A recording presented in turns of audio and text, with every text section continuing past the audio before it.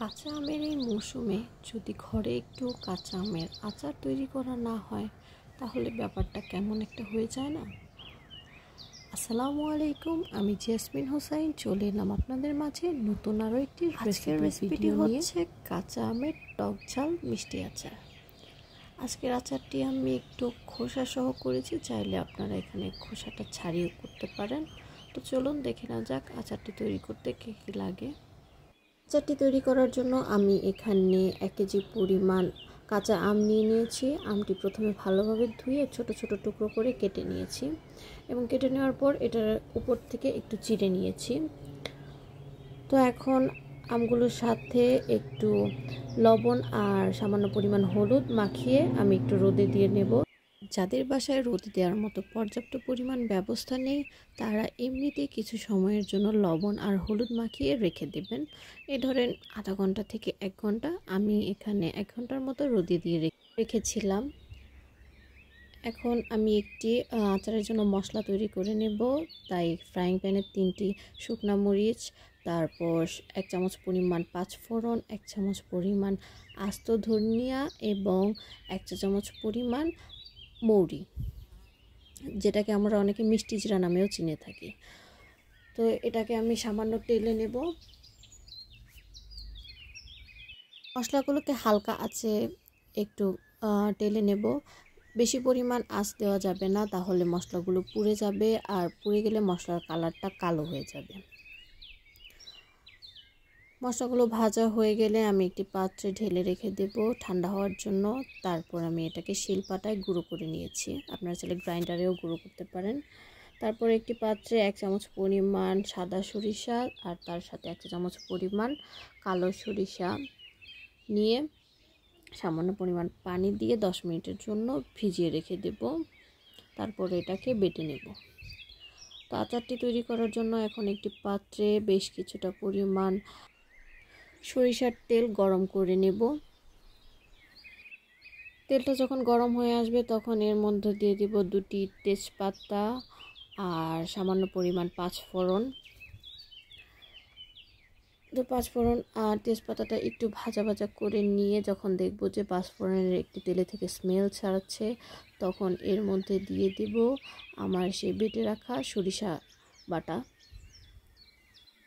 বাটাটা তেলের মধ্যে দিয়ে বেশ কিছুক্ষণ নেড়ে চেড়ে দিয়ে দেব আমার সেই রোদে দেওয়া লবণ হলুদ মাখানো কাঁচা আম।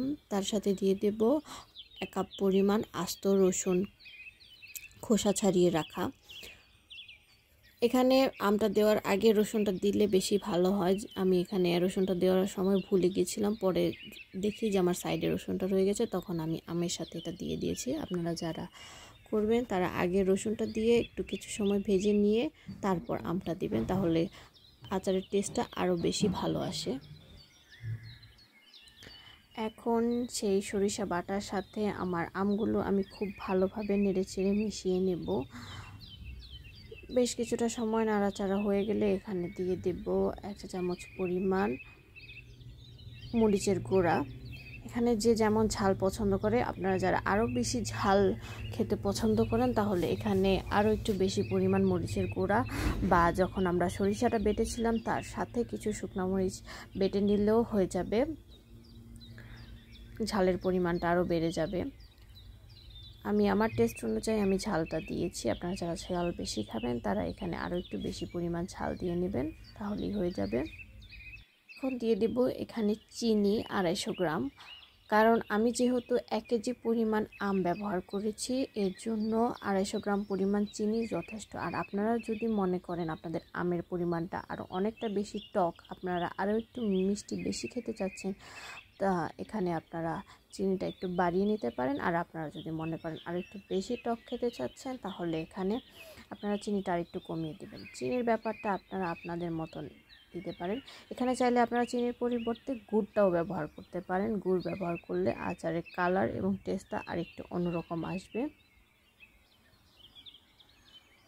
এখন চিনির সাথে খুব ভালোভাবে সবগুলো আম এবং সব কিছু মিক্স করে নেব আর দিয়ে দিব এখানে আমার সেই ভেজে রাখা মশলার গুঁড়োটা অর্ধেকটা পরিমাণ। আমি এখানে অর্ধেকটা পরিমাণ ব্যবহার করেছি এবং পরবর্তীতে বাকি অর্ধেকটা পরিমাণ নামানোর আগে ব্যবহার করব, সেটা আপনাদের দেখিয়ে দেব। সব কিছু খুব ভালোভাবে মিশিয়ে নিয়ে আচারটা যখন অর্ধেকটা হয়ে আসবে তখন এর মধ্যে দিয়ে দেব 1 কাপ পরিমাণ সিরকা।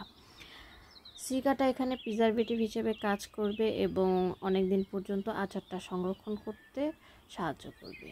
যদি সিরকাটা না ব্যবহার করা হয় তা আচারটা নষ্ট হয়ে যাওয়ার সম্ভাবনা বেশি থাকে, কারণ আচারের উপর একটু ফাঙ্গাস টাইপের পড়ে যায়, যেহেতু টকটা একটু বেশি থাকে। আর এর জন্যই আমরা সচরাচর আচার তৈরির ক্ষেত্রে সিরকাটা ব্যবহার করে থাকি। আচারটা যখন নাড়াচাড়া করবেন তখন খুব আলতো হাতে নাড়াচাড়া করতে হবে, তা না হলে আপনাদের আচারটা গলে যাওয়ার সম্ভাবনা থাকে। আচারটা যখন অনেকটা পরিমাণ হয়ে আসবে তখন আমি আমার সেই ভেজে রাখা বাকি অর্ধেকটা গুঁড়ো মশলা দিয়ে দিব এখানে। এখন এর সাথে খুব ভালোভাবে মিশিয়ে নিলেই রেডি হয়ে যাবে আমার টক ঝাল মিষ্টি আচার। আপনাদের কাছে আচারটা যখন হয়ে আসবে তখন আমি একটি নামিয়ে ঠান্ডা করে রাখবো কিছু সময়ের জন্য। আপনারা চাইলে এখনই এটাকে একটি কাচের বয়ামে ভরে ফ্রিজে সংরক্ষণ করে রেখে দিতে পারেন 6 মাসের জন্য। আর আমি যেহেতু আমার বাসায় একটু রোদের ব্যবস্থা আছে, তাই আমি আর একটি পাত্রে এটাকে ঢেলে নিয়ে 2 দিনের জন্য রোদে দিয়ে রাখবো, যাতে আচারটা আরও একটু ভালো হয়। তারপর আমি এটাকে কাচের পাত্রে সংরক্ষণ করে রেখে দেব। তো আজকের রেসিপিটি আমার কেমন লাগলো সবাই কমেন্ট করে জানাবেন। যারা আমার পেজ থেকে ভিডিওটি দেখছেন তারা অবশ্যই পেজটিকে ফলো এবং লাইক করে রাখবেন, এবং যারা আমার ইউটিউব চ্যানেল থেকে দেখছেন তারা অবশ্যই আমার চ্যানেলটি সাবস্ক্রাইব করে রাখবেন, যাতে পরবর্তী রেসিপি দেওয়ার সাথে সাথে আপনারা পেয়ে যান। আজকের মতো এখানেই রাখছি, সবাই খুব বেশি ভালো থাকবেন। আল্লাহ হাফেজ।